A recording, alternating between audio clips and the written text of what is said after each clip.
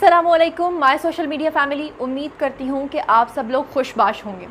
लेकिन अब जिस मुल्क में हम रह रहे हैं यहाँ पर कुछ इस तरह के मामलात होते जा रहे हैं कि खुश रहना बहुत ही मुश्किल होता चला जा रहा है।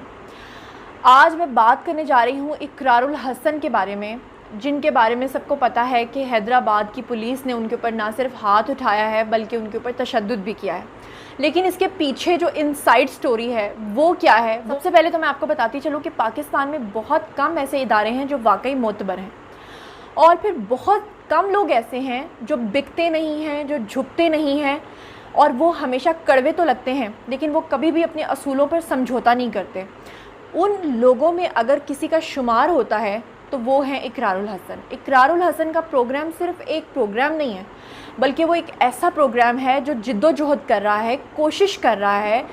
इस पाकिस्तान के अंदर ना सिर्फ अमन लाने की बल्कि लोगों की करप्शन को बेनकाब करने की। लेकिन ऐसी सूरत में हम सब जानते हैं कि जो एंकर पर्सन या जो भी उनकी पूरी टीम है वो जो ये काम कर रही है, इसमें वो जो माफियाज़ हैं, ज़ाहिरी बात है कि उनको अपनी जान का भी ख़तरा है, ज़ाहिरी बात है कि उन्होंने ख़ुद को भी सेव करके चलना होता है। लेकिन अब मामला कुछ यूँ पेश आया कि एज़ यूजुअल जिस तरह से इन्वेस्टिगेटिव स्टोरी के तौर पे इकरारुल हसन वहाँ पर गए हुए थे, उन तक ये रिपोर्ट पहुँची कि हैदराबाद पुलिस ने जनाब जी नया काम ये पकड़ा हुआ है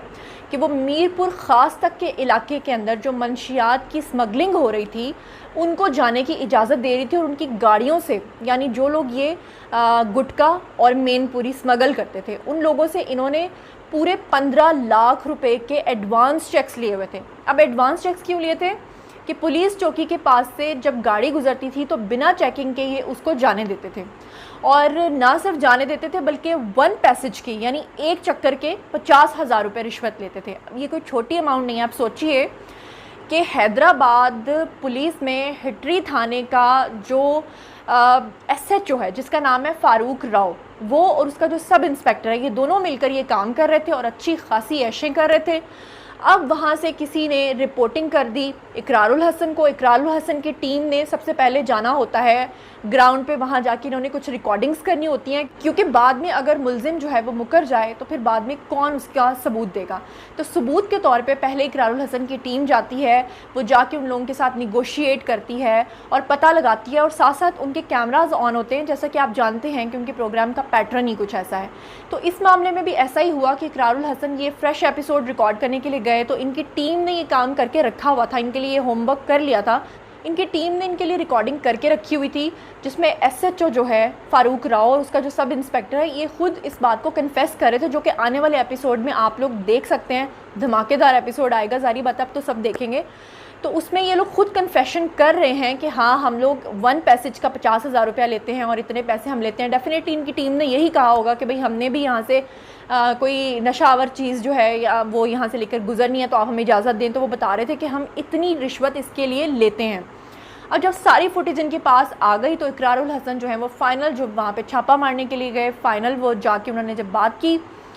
तो हुआ क्या कि जब इनको इनकी फुटेज दिखाई गई, क्योंकि पहले तो ये इनकार कर रहे थे, मान नहीं रहे थे, फिर जब इन्होंने मानना शुरू किया इकरारुल हसन ने अपनी टीम से कहा कि इस थाने की जो हिटरी थाना है इनको आप दिखाइए इनका सारा कट्ठा चट्ठा। वो जब कट्ठा चट्ठा उनके सामने लाकर रखा गया, उनको दिखाया गया, तो उसके बाद उनके पास कोई जवाब नहीं बचा। अब इनके पास जब कोई जवाब नहीं बचा, जब इनको कुछ समझ नहीं आया, तो आप तो या तो उनसे माफ़ी तलाफ़ी करो या जो पैसा आपने रिश्वत का लिया है वो वापस करो। सबसे बड़ी बात यह है कि आपको अच्छे तरीके से पता है कि कानून जो है वो इस मामले में क्या कहता है, लेकिन हमारे अपने ही कानून बनाने वाले इदारे कानून को तोड़ते हैं। अफसोस की बात है कि पुलिस बनाई गई थी लोगों के तहफ़्फ़ुज़ के लिए, लेकिन यहाँ पर मुजरिमों को तहफ़्फ़ुज़ दिया जाता है और लोगों को हमेशा तंग किया जाता है। और ऐसा ही हुआ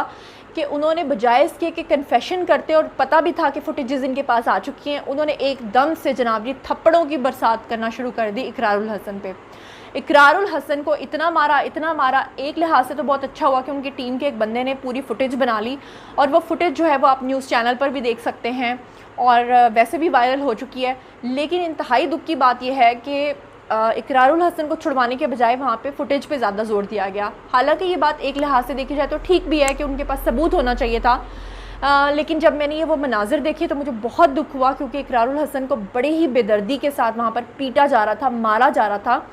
اور ایک بات میں آپ لوگوں کو بتاتی چلوں کہ اقرار الحسن جو یہ سب کچھ کر رہے ہیں، مانا کہ ان کی جاب ہے، لیکن وہ یہ ہم سب کے لیے کر رہے ہیں. اگر وہ چاہتے تو جیسے وہ رمضان کریم کا پہلے ایک شو کیا کرتے تھے، جیسے وہ دوسرے اینکرز کی طرح ایک سیف شو کر سکتے ہیں، لیکن اس کے باوجود بھی وہ اپنی جان کو ہتھیلی پر رکھ کر ہم سب کے لیے ایک پروگرام لاتے ہیں جس میں بہت محنت درکار ہے. ظاہری بات ہے آپ نے اسٹوڈیوز کے اندر بیٹھ کے شو نہیں کرنا، آپ نے ڈفرینٹ سائٹس پہ جانا ہے، آپ نے مافیاز کے اندر جانا ہے، آپ لوگوں نے ان کی کرپشن کو ریکارڈ کرنا ہے اور پھر آپ نے ان کو دکھا کے ان سے کنفیس کرانا ہے.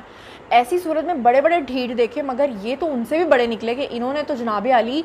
آن ریکارڈ آن کیمرہ، جبکہ ان کو پتہ تھا کہ ہمارے پاس فوٹیج موجود ہے، اب اس کا کوئی اور حل نہیں ہے، اس کے باوجود انہوں نے اقرار الحسن کے اوپر اپنا خوب غصہ اتارا. اب ہوا کیا ہے، ہوا یہ ہے کہ سندھ کی گورنمنٹ نے ان کے خلاف ایکشن لے لیا ہے اور جو فاروق راؤ ہے ان کو معطل کر دیا گیا ہے، اور جو ان کا سب انسپیکٹر اس کے انڈر تھا اس کو انہوں نے تھانے کے اندر لاک اپ میں بند کر دیا ہے. لیکن سوال یہ پیدا ہوتا ہے کہ ہم نے بہت سارے ایسے ملازمین دیکھے ہیں جنہیں وقتی طور پہ اس چیز کو سالو کرنے کے لیے کیا کیا جاتا ہے کہ معطل کر دیا جاتا ہے، لیکن بعد میں جیسے ہی معاملہ ٹھنڈا پڑتا ہے تو ان کو چھوڑ دیا جاتا ہے. یہ سب ہمارے سامنے کی باتیں ہیں. اگر میں آپ کو اس کی مثال دوں تو 2016 میں ایسا ہی ہوا تھا، ایک حملہ جو اقرار الحسن کے اوپر کیا گیا تھا. اس وقت میرے خیال سے کوئی ہوم منسٹر تھے جنہوں نے، شاید ان کا تعلق بھی سندھ سے ہی تھا، تو انہوں نے اسی طرح حملہ کیا تھا ان کے اوپر اقرار الحسن پہ، اور ان کو اریسٹ بھی کرنے کی کوشش کی تھی. بعد میں کیا ہوا تھا کہ بعد میں معاملہ سیٹل ہو گیا تھا. اسی طرح کچھ دن پہلے بھی اقرار الحسن نے کہا تھا کہ کچھ لوگ تھے جن کو انہوں نے بے نقاب کیا تھا، وہ اریسٹ تو ہو گئے تھے، لیکن بعد میں جب وہ چھوٹے تو وہ پھر سے اقرار الحسن اور ان کی ٹیم کو اور ان کے اہل خانہ کو دھمکیاں دے رہے تھے. مطلب یہ کہ جان ہتھیلی پر لے کر وہ نکلتے ہیں باہر. تو ہم سب کو چاہیے کہ ان کی سپورٹ کریں، اور جو اس طرح کے جرائم پیشہ عناصر ہیں جو ہمارے معاشرے کا ناسور ہیں ان کو ہمیں ختم کرنا ہی پڑے گا. ابھی کل ہی کی بات ہے، میں کسی سے بات کر رہی تھی تو میں نے کہا کہ ہمارا براٹ اپ کچھ اس طرح سے ہوا ہے کہ اگر غلط ہے تو اس کو غلط کہنا ہے، اگر صحیح ہے تو اس کو صحیح کہنا ہے، یہ نہیں دیکھنا کہ اس کے ساتھ ہمارا رشتہ کیا ہے. جبکہ سامنے والے بندے نے کہا کہ آپ تو دنیا کی کوئی انوکھی انسان ہے، کیونکہ 98% تو وہ لوگ ہیں جو یہ نہیں دیکھتے کہ صحیح ہے یا غلط ہے، وہ یہ دیکھتے ہیں کہ اس کا میرے ساتھ رشتہ کیا ہے، یہ میرا بیٹا ہے، میری بیٹی ہے، میرا اس کے ساتھ خونی رشتہ ہے، یہ غلط بھی ہے تو یہ صحیح ہے. ایسا نہیں ہونا چاہیے. تو آپ لوگوں کا اس بارے میں کیا خیال ہے؟ ہاں، اقرار الحسن کو میں یہ سجیشن دینا چاہوں گی